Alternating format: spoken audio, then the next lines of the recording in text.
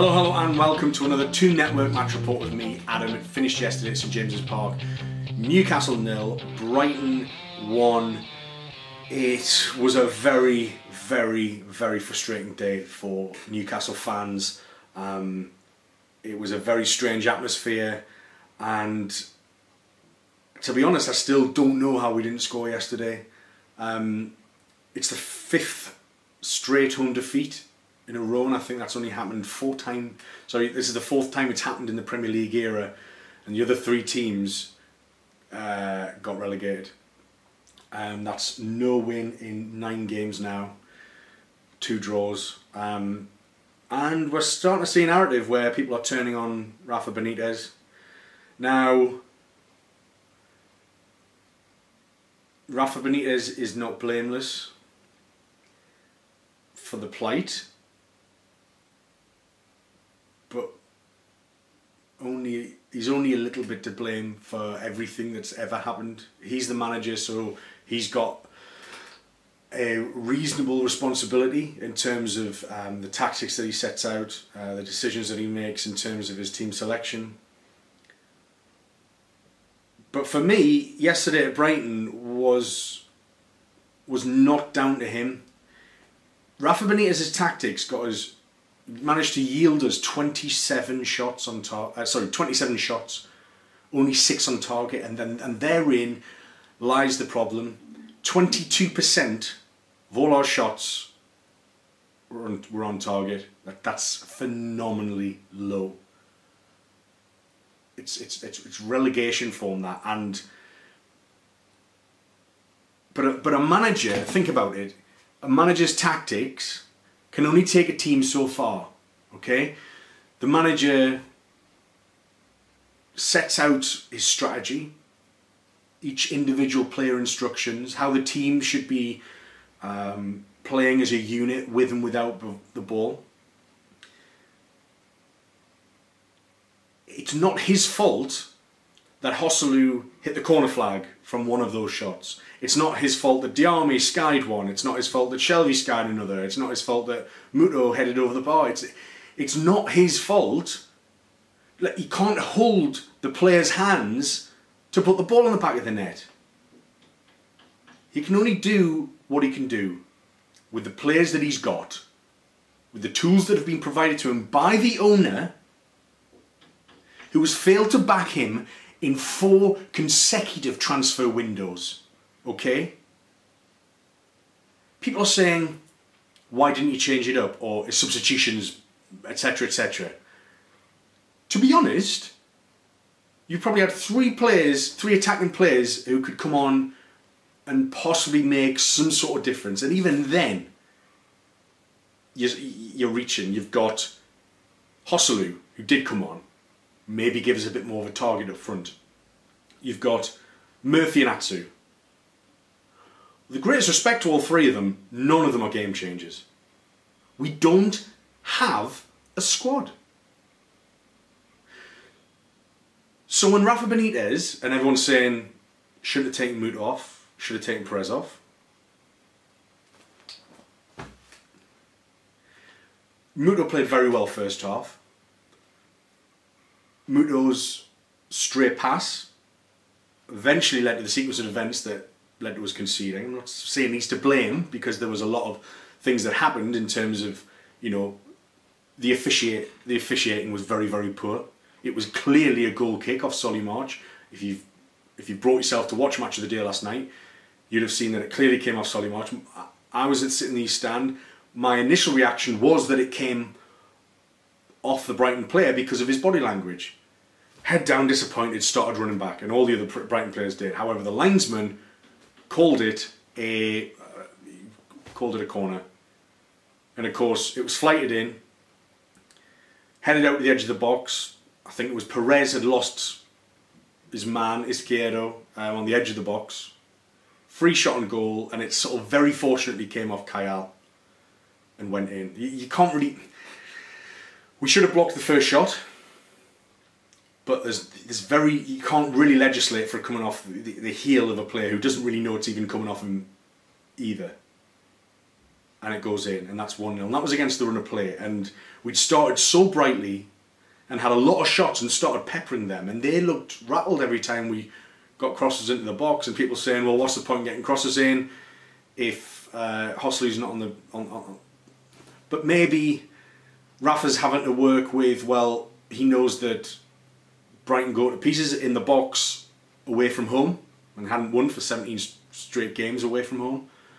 But then he didn't want to start Hosselu because he thought Muto overall might have the best play, and Muto would be able to inflict sort of high intensity pressing in the top third to put their defenders, who are probably a bit more no nonsense, don't have quite the ball playing skills, so to put them under pressure to gain territory. So there's lots of reasons and rationale why a world-class manager might do something that we don't understand, and that's possibly one of the many things. In the second half, which is the point I was getting to, Muto, I didn't really see much of him. He didn't get involved as much, so maybe, and remember, he trusts Perez more than he trusts Muto, simply because Perez is a player he understands more because he's spent years with him now. So, I think Perez has been performing subpar as well. However, what choice do we have when we don't have a squad? Who's pushing the first 11 for a place? I'd argue Murphy is probably the closest we have to an attacking player getting himself as a regular starting position. But we just don't have. So everyone's saying, oh, Rafa's tactics this. Rafa's tactics made 27 shots yesterday. Rafa's tactics reduced them to maybe 2 reasonable efforts and a bundled goal that they ended up scoring from a corner that should never have been. They had 2 shots on target in total, Brighton. They had 32% possession, I think it was. It's a classic football manager game. You completely dominate them at home, and then they'll nick a very fluky goal against the run play, and that's what it was. And before Glenn Murray's injury, and very, very pleased to hear that he got out of hospital very quickly yesterday and was able to go home with the rest of the team, because I was right next to that and it was pretty scary for a little bit. So really, really pleased that he's okay. But because there was a delay during his treatment, and again, rightly so, you need to take all the time they can with those head injuries. With all that delay, it killed our momentum that we'd started the game with. The atmosphere fell a bit flat again. And after they scored, which was, again, I think about after half an hour, yeah, we started because this was a must win, because we'd lost against all the teams that you expect to lose against, and this was the first home game that you think, right, we need to be getting into these. There was just a nervousness and pent-up frustration and anger that started manifesting into snipes and groans and sighs every time we passed the ball sideways or backwards to retain possession. Because guess what, people? You can't play forward balls all the time because you will lose possession. I guarantee there'd be a bigger groan if somebody just knocked it long to their just back to their keeper, rather than passing it back and retaining possession and then trying to go again. You can't score if you don't have possession. So by retaining possession, we go again, and that's fine. But the groans, I mean, I'm talking first half. Our fans were terrible yesterday. Not all, some that were around me. That, you know, oh, backwards passing, hate this modern football. It's just like, Christ Almighty, what? So if somebody's got no options because nobody happens to be running from, and therein lies the problem. There was a bit of underperformance from our players. If we knock it long, we lose it. So would they prefer to lose the ball and just knock it long and try a Hollywood ball? Or do we play it back, play it sideways, be sensible about it and start again, then maybe try out the other wing? Because the answer is the second one. You retain possession, because as long as they don't have it, they can't threaten us. Right? And, you know, this was first half, and the atmosphere started to get toxic. And do you know what? It just played against us. It worked against what we were trying to achieve by having an underwhelmed crowd who was sighing every time we passed the ball and was still in possession. Then that just played into Brighton's hands. Played into Brighton's hands. They were like, oh, well, this isn't intimidating at all. Let's stand firm. We can do this. We can do them here. And that's what they did. And our players got even more nervous and lacked even more confidence because our own fans were berating them for passing it to another one of their team. To the point that John Joe Shelvey turned around to the East Stand and told somebody in the East Stand who sighed when he passed it back to one of our players. He retained possession and he turned around and said, "Shut up." Now, I don't agree with how Shelvey went about expressing himself, because in that moment he needs to be 100% focused on what's happening on the pitch. However, he's got a point. What are our fans doing in the first half of that game when we've created so many chances and you think a goal's just around the corner here? Because of the way we were playing. We were putting them under so much pressure, having lots of shots, and you think, well, something's got to give here. Something has to. Why are our fans getting on our players' backs so early on in that game? Like, no wonder they didn't thrive. No wonder they didn't flourish and have confidence. Of course they didn't. Because they're getting pelters from our own fans. We had some really good efforts first half. Again, a lot of them sort of flying over. I mean, Kennedy's strike was probably my favourite. It was the way he kind of created something out of nothing. He twisted and turned. And the technique on his drive was very, very unfortunate. I hadn't realised until I watched the replay yesterday that it actually clipped the bar as well. He had a great cross and a Ritchie header that went wide. You had Shelvey tried everything to do to score yesterday. So he sort of weaved into the box. But again, we don't, because we're always used to not having the lion's share possession, we don't often work, chances into the box like we did yesterday. So Shelvey was finding himself running at the Brighton defence, and they were just allowing him to, and he easily kind of twisted and turned, and he had a left-footed drive, parried up, and Muto's header, I think, was a lot more difficult than it actually seemed. So it looks like a bad miss, but I think he's too small to be over that to head it. He's too high, so he's trying to get over. He's just it's just one of those. So I thought Kennedy was really proactive yesterday. I really enjoyed it. Again, a couple of good tackles. Shelvey was everywhere as well. In the second half, again, it was all us really. I mean, they had a couple of counter-attacking chances. One that sort of lobbed over Dubravka and went wide, and then there was another where Dummett made an absolutely outstanding tackle to go past who's the Bazuma, I think he's called. But again, it was us that piled on the pressure. You had Shelvey with that free kick after the good work from Kennedy. But I've just felt where Kennedy and Shelvey were at a level that probably the rest of our team weren't at. Ritchie didn't want to beat his man, Bong.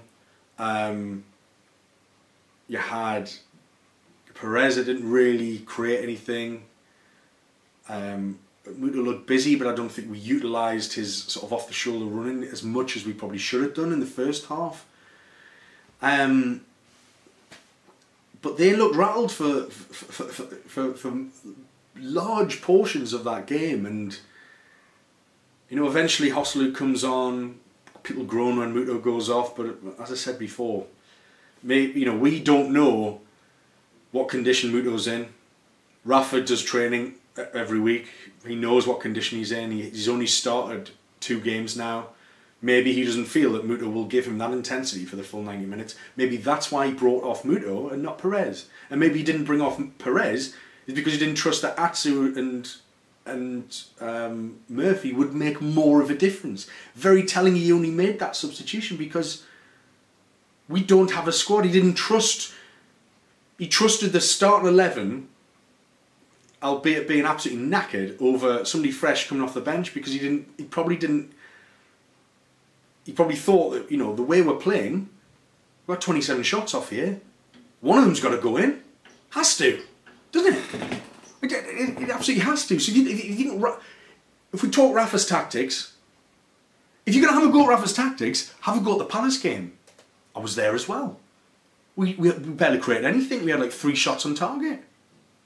In that game, we created 27 shots. There's only so much a manager can do with his team to get them to play in a way that will yield these shots, moves that will have an end product. He can only do so much to tell a professional footballer to put his laces through it and find the net. And guess what? When you buy £5 million strikers from Stoke reserves, like we did with Hosselu, that's what happens. When you don't buy a top-class striker in one of the most competitive leagues in world football, when you skim off the money that Newcastle are making to pay yourself back a loan, I'm obviously talking Mike Ashley here, what the hell do you think's going to happen? It doesn't take a genius. We didn't have more than 6 shots on target yesterday because the players we have are not good enough. The manager that we have is good enough, but he doesn't have the tools to follow out his orders. He doesn't have them. Mike Ashley's sitting up there in the stands, and I think there was one half-hearted chant against him. Yet when Muto comes off, whole place boos. Christ almighty. What do we think was going to happen? We totally played into Brighton's hands. They defended very, very well, I must say. They really did. They held firm and they battled it. And they were under the cosh for most of that game. I still think their goal shouldn't have stood because it was a goal kick, not a corner. And I still think we did enough to win that game. We created enough. It's, you know, if you play percentages, we have 27 shots in every single game over the next 9 games, for example. We'll win some games, man. 27 shots. Of course we will. Of course we will. So people bringing in this whole Rafa's tactics don't work and his subs are rubbish argument fall flat every time for me. Because it's the owner who hasn't invested and hasn't backed Rafa for the last 4 windows. Oh, but they're all Rafa signings. He sanctioned them all. Listen to yourself, man. Do you honestly think, and let's talk Rondon here, right? If Rafa Benitez was given a budget that Steve McLaren was given, £80 million, £80 million, do you think, honestly, for 1 second, that Salomon Rondon would be his #1 transfer target last summer? Of course he fucking wouldn't. Of course he wouldn't. Oh, Hosselu and Manquillo are his sign. They're not his signings. He had £10 million to spend on 2 squad players, a striker and a fullback.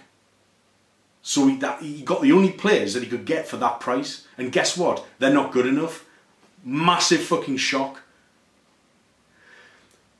The other thing about Rondon. Oh, Rafa picked Rondon and he's just injured. He's rubbish. Right. Rondon is injured. And it has been attributed because he hasn't had a proper summer. He hasn't had a proper pre-season. Guess why Salomon Rondon hasn't had a proper pre-season? You've guessed it. Newcastle's transfer policy is to not give Rafa autonomy. Rafa lines up the deals early because he's good and he's got excellent scouting networks across Europe and the rest of the world. Because guess what? He's actually held in really high esteem everywhere else. That deal would have been lined up for months, right? But because it wasn't sanctioned by Ashley, he didn't release the funds because he promised Rafa Benitez autonomy on transfers and he hasn't got that autonomy. He hasn't got full control about how and when and why. Rafa lines up the deals, has to wait for ages, and at the very last minute, all right, yeah, we'll push that through last minute. That's what happened with Rondon. He doesn't get a pre-season. Rafa Benitez wanted all of his signings in before the World Cup. Remember this. We knew it was a shorter window.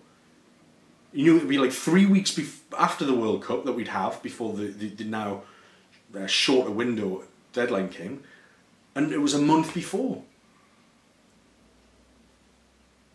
So had Rondon come in at the start of pre-season and been conditioned properly, like Rafa would have wanted, then guess what? Guarantee he wouldn't be injured now. Guarantee he wouldn't. So that's not on Rafa either. That's on the conditions he's working in. And guess what? It's all this off-field politics that we saw yesterday seeping into the fans, onto the players. Everybody is getting affected by this. And there's only one man that's at the centre of all this that's made it happen. It's Mike Ashley. He has a world-class manager at his disposal, and he seems to be doing everything in his power to make him walk away. And guess what? Rafa is going to walk away.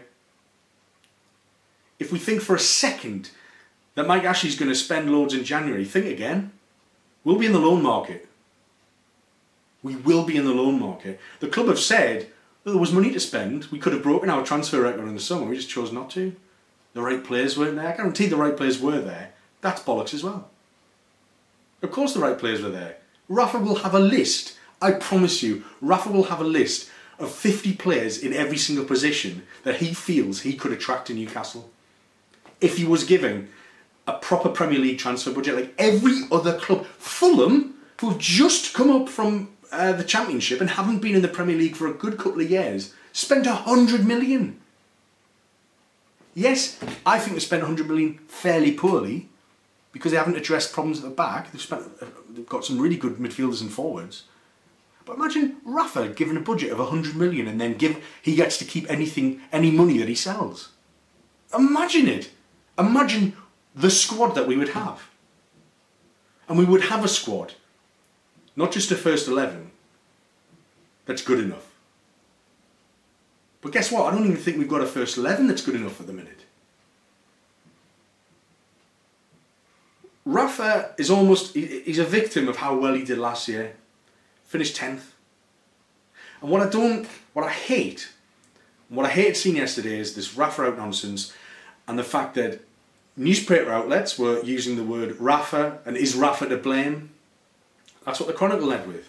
Is Rafa to blame? Apparently if you click into it, it turns out that it's not Rafa to blame, it is Ashley after all. But that's a clickbait title that most people will scan and won't click into, and it will feed this narrative that everyone thinks that the best thing to do is for Rafa to go. Which is mental. Guess what happens when Rafa goes? It gets worse. Basically. It will get worse. Ashley needs to see what he's created here. Yesterday, he needs to have seen how toxic that all was. He was there. He felt the crowd.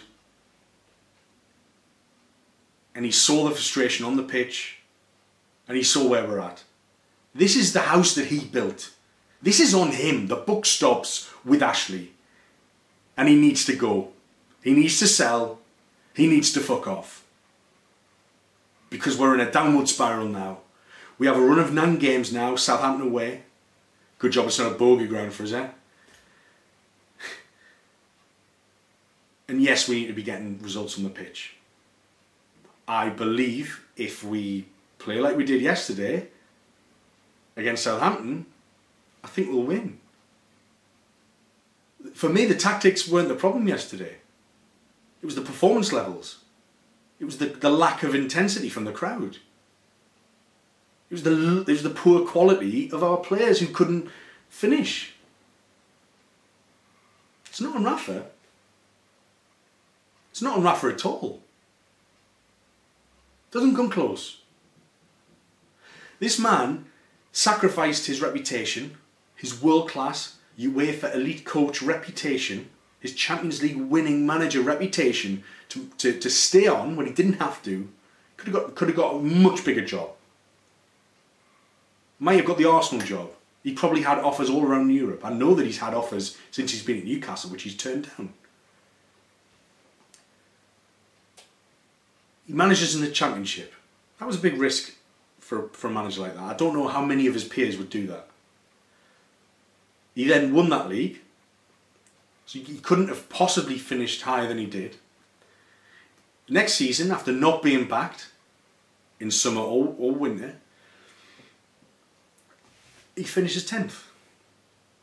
And I think, had we finished 17th, 16th last season, he might have actually spent money rather than actually made money this summer. If you think for a minute that we sold Mitrovic, and Rafa knew he wasn't getting a penny back for it, well, of course he wouldn't sell him. Why would he? Rafa Benitez would prefer to have him in the squad than to have him out the squad with no money to replace him. But guess what? That's what happened. That's what happened. The club's a mess. The hierarchy are poisonous. They're liars. And they're not in it for the good of the football club. Mike Ashley's in it to make money. He will not sell until he gets all of his money back and some. And that's the problem. And that's why we won't sell. Because who's going to pay for something well over the odds? You wouldn't. Why would you? I felt despondent and dejected yesterday. The second half, I was a little bit hungover anyway, but the second half I barely shouted. I basically watched the game with resignation. I felt that I knew that we weren't going to score. Very much like when Mata's goal went in against Man United. I knew as soon as they got one back, they'd get the three back. And I didn't ever feel that we'd score as it went on. Not that I didn't think we weren't playing the right way. Just that that's where we're at the minute. There were so many times where it got into their box and it pinballed around a bit and it just happened to fall. All I need to do was just drop the feet of one of our players and we score. It's just one of those. I mean, that Perez chance at the very start of the game where Shelvey challenged through and pressured Gaetan Bong. I think if he drives across the goalkeeper, it goes in. But then again, it was a reasonable effort. He maybe tried to double bluff him and try going near post, which is I think what he tried to do. But it was a good save, and yeah, fair play to Brighton. That was a massive 6-pointer. It didn't help that Cardiff won 4-2 as well, because then we're sitting bottom of the league now. It'll take a miracle to save us. But I'm in no doubt that Rafa Benitez is not the problem here. And anyone thinking it has been fooled by Mike Ashley. And I pity you. The fans turning on Rafa is exactly what Mike Ashley and his goons want to happen. Because it takes the heat off them. They can be the saviour by bringing in someone else. We're not getting saved. Rafa's not the problem. If anything, he is the solution. Don't be fooled by Ashley. Don't be fooled by clickbait titles and shitty surveys that have to question whose mess this all is. It's pretty fucking obvious, because there's nobody outside the stadiums protesting against Rafa Benitez right now. I'm going to leave it there.